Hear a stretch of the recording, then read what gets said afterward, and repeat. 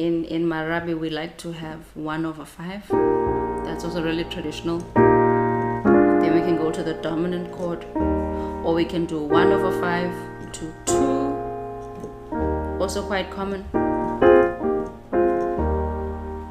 Or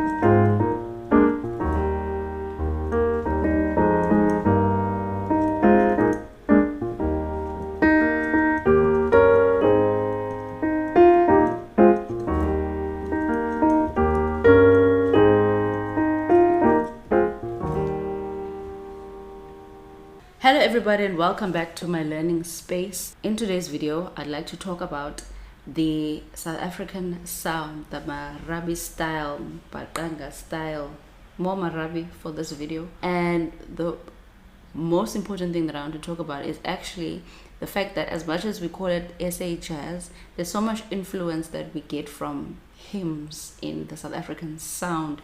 And so when we're voicing these types of songs, not just this one, there are certain gospel voicings that you want to incorporate. You know, of course, you may not be a gospel player like myself. I'm not a gospel player. I don't know how to do all of those things. That's not where I'm well versed. But as a musician, you should be able to know at least a little bit of each style, to just kind of get by. For the traditional South African jazz sound, there's always that element of hymns, that is in the Marabi style. So when we're voicing this melody by Mr. Abdullah Ibrahim, we want to bear that in mind, and he uses some of these voicings as well. These are more traditional folk voicings. You want to stay away from things like major 6 or major 7 when you're voicing this kind of SA style.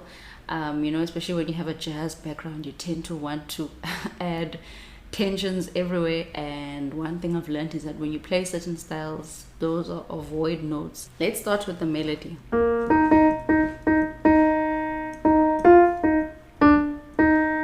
The song is in the key of E flat.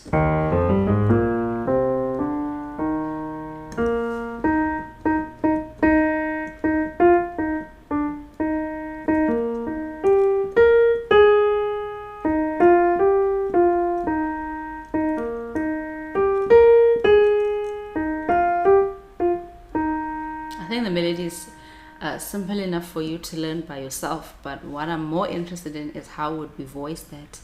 And in the song, we hear Ibrahim voicing it using these kind of churchy 6 voicings, and these kinds of voicing, you find them a lot in gospel.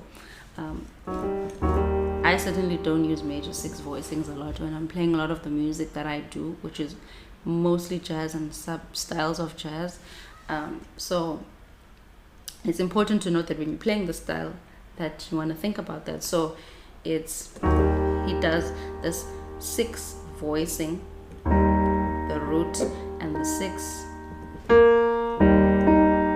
Of course, you can add the 5 in there, but sometimes it's nice not to add it because it kind of really makes the melody stick out.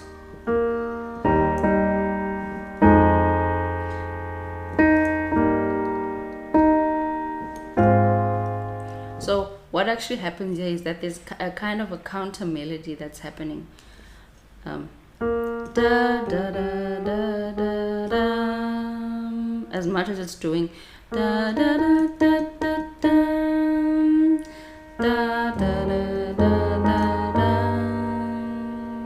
And you can see my voicings are really simple here, and I think in the record they're also quite simple.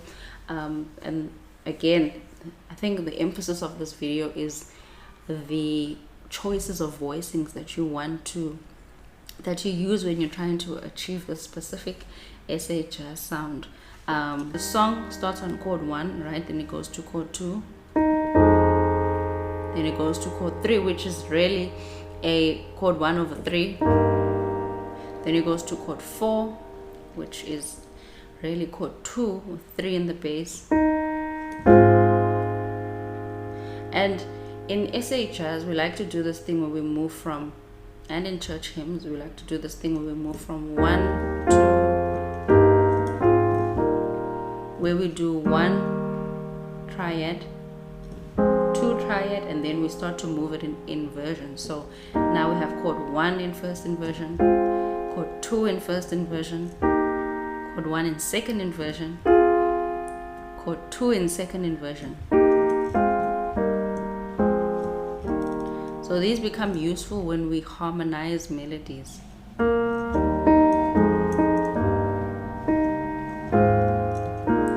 Here we have a B flat suspended, and now goes to chord 5, which is first a suspended chord.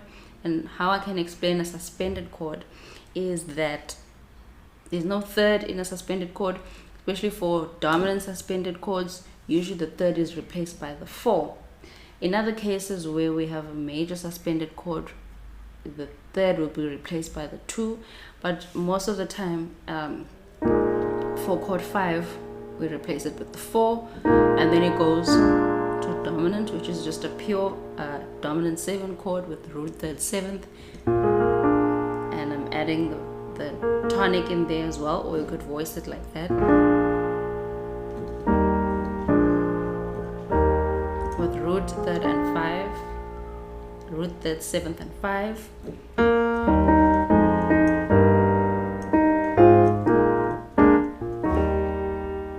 Right, and then the second part,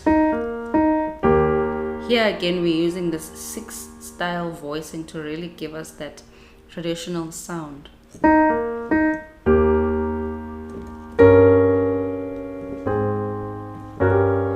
What happens here is that chord 3 now, instead of being still 1 over 3, but now we're making it a dominant chord. So in harmony, a lot of the times whenever we are approaching a chord, we always want to precede it by its 5, because it gives a really strong resolution. So what's happening here is that the chord 1, or in this case 1 over 3, becomes dominant, and we have this flat 7. Again, I'm using the 6 voicing to chord 4,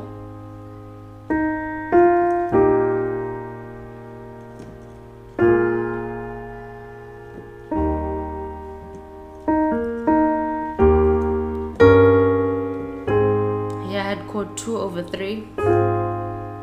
I can make the full chord 2 voicing, or I can make it a 6. I like the 6 without that inside voice. Here we have 1 over 5. So sometimes instead of a suspended chord, in Marabi we like to have 1 over 5. That's also really traditional. Then we can go to the dominant chord, or we can do 1 over 5 to 2, also quite common.